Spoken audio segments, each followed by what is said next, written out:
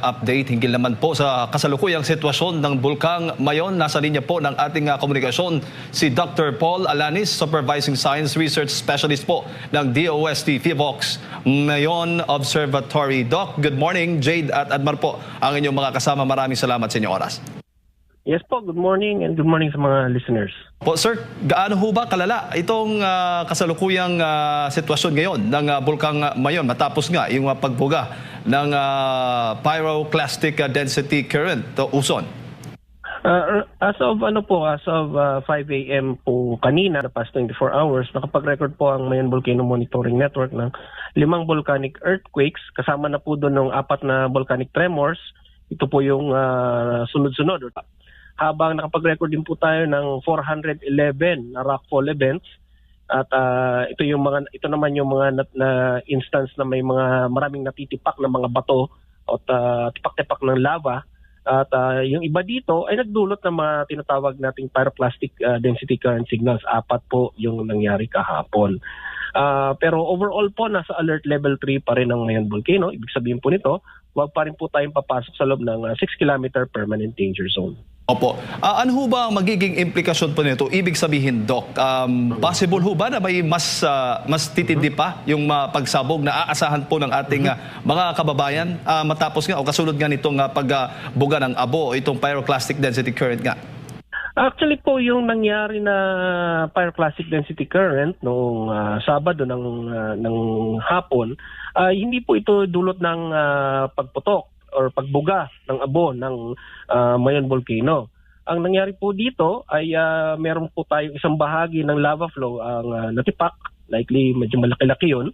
Kaya ito ngayon habang gumugulong-gulong po ito pababa, nagdulot na ito, nag-form ng tinatawag nating pyroclastic density current. At ito ngayon yung pinanggalingan ng mga abo na dumapo dito sa bayan ng Ginubatan, Ligao, Kamalig hanggang bayan ng Uwas.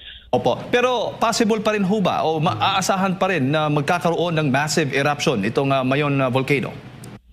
Sa ngayon po, of course, nandyan po yung possibility na magkaroon ng pagsabog. Pero yung alert level natin na kasalukuyan nakataas, alert level 3, wala po kami nakikitang indikasyon na dapat magtaas ng alert level dahil yung mga parameters naman po na nakikita natin ay pa rin po same or halos walang pagbabago mula noong January 6, 2026.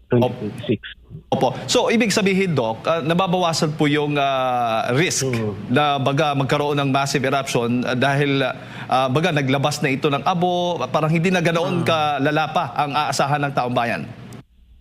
Again po, hindi po natin yung ganyan kasing pag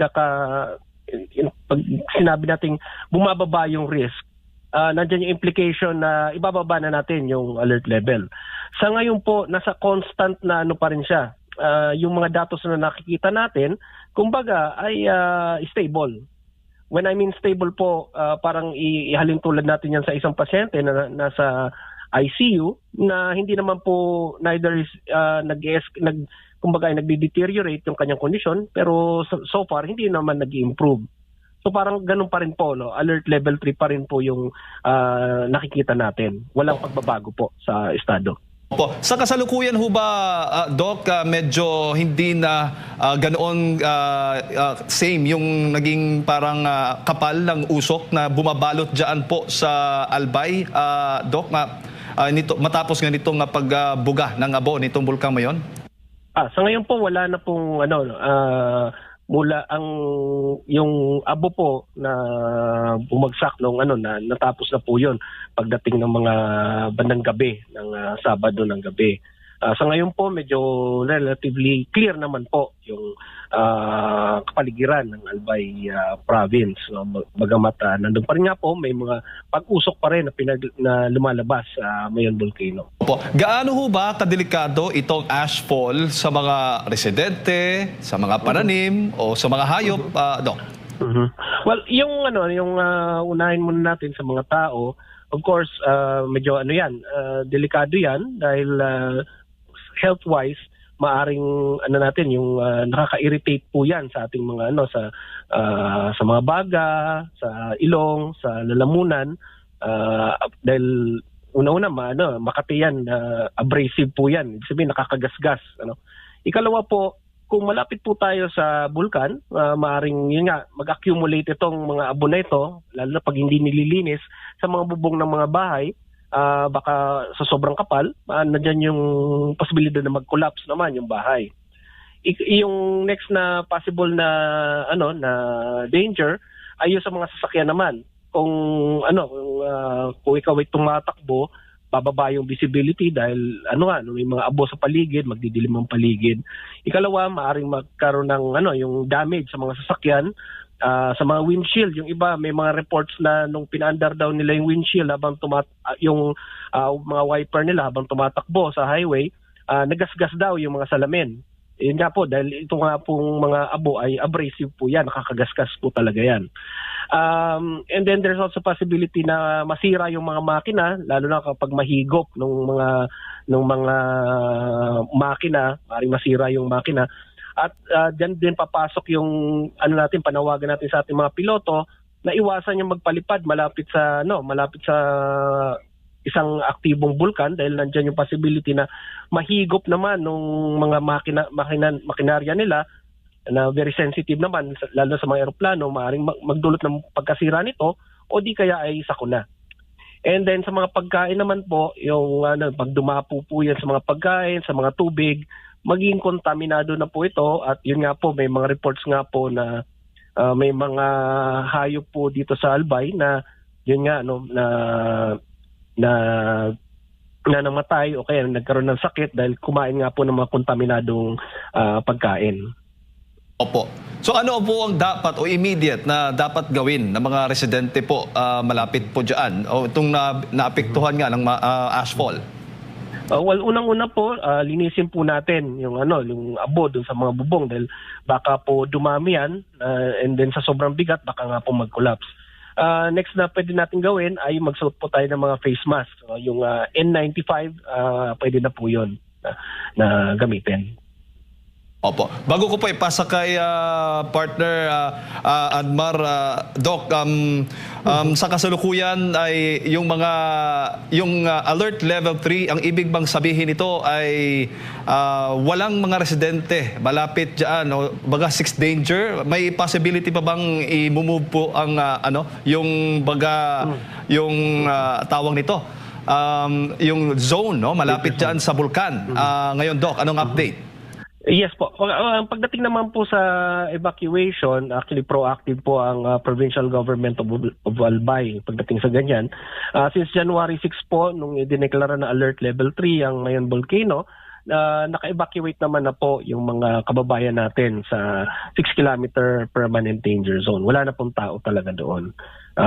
And sa ngayon, kung there's pinag-aaralan po ng PBOX kung magtuloy-tuloy or kung magkaroon man ng yung bang mangyari ulit yung pyroclastic density current na kasing laki nung nangyari nung Sabado, maaari nating sa possibility na lakihan yung permanent danger zone, in particular dito sa may bandang Timog at Timog-Kanluran bahagi ng Mayon Volcano. Pero sa ngayon po, again po, alert level 3 pa rin po tayo at yun nga po ang talagang pina-evacuate lamang po ay yung nasa 6-kilometer permanent danger zone.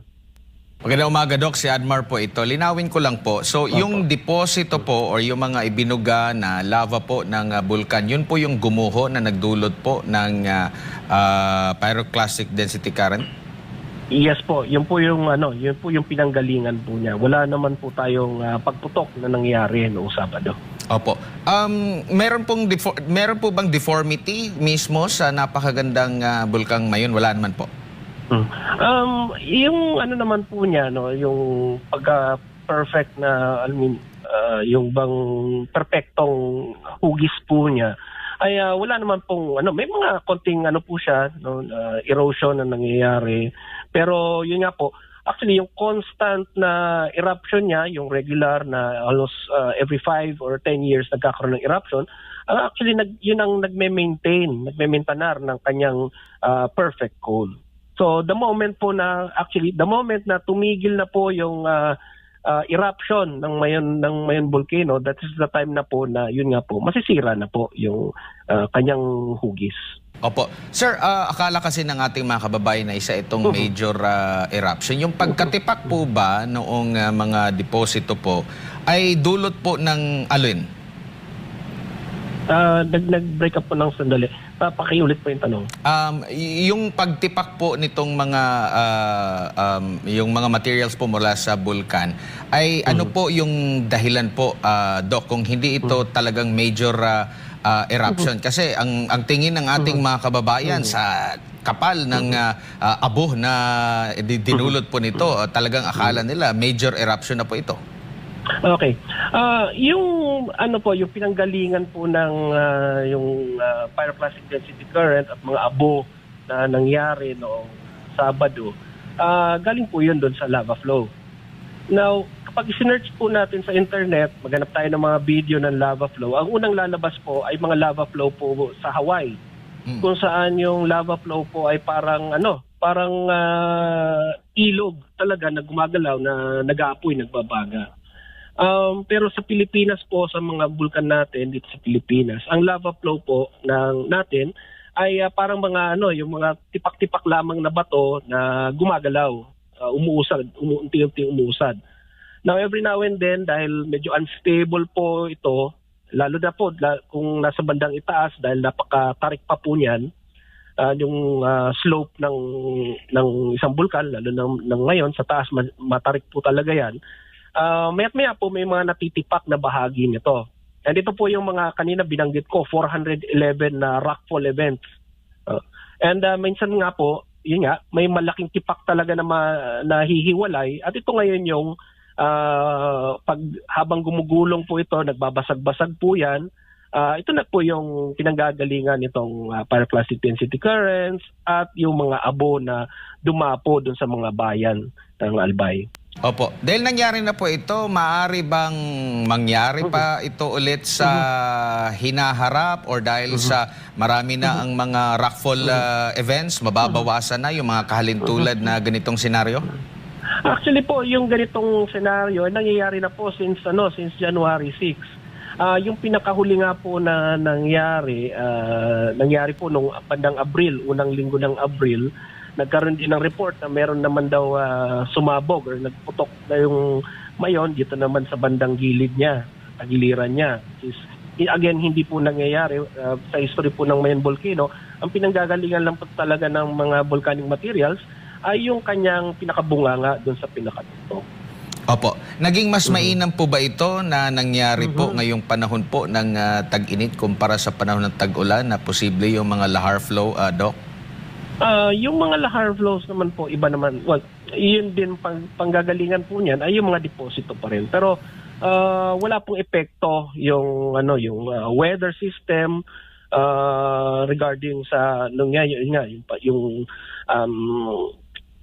kung magkakaroon man ng ganitong pyroclastic density current. So wala pong kinalaman yung weather system natin. Opo. Doc, siguro huli na lang, ano ho ba ang dapat bantayan na mga early warning signs ng ating mga kababayan kapag yung pagkaroon o possible na magkaroon po ng tinatawag po natin mas matinding pagsabog o pagputok ng bulkang Mayon? Right now po, ang PBOX naman po ay 24/7 pa rin po nagbabantay sa aktibidad ng Mayon volcano. Now, para po maiwasan po yung mga untoward incidents, yun nga po, mariin pong wag po tayong papasok talaga doon sa 6 kilometer permanent danger zone ng Mayon volcano.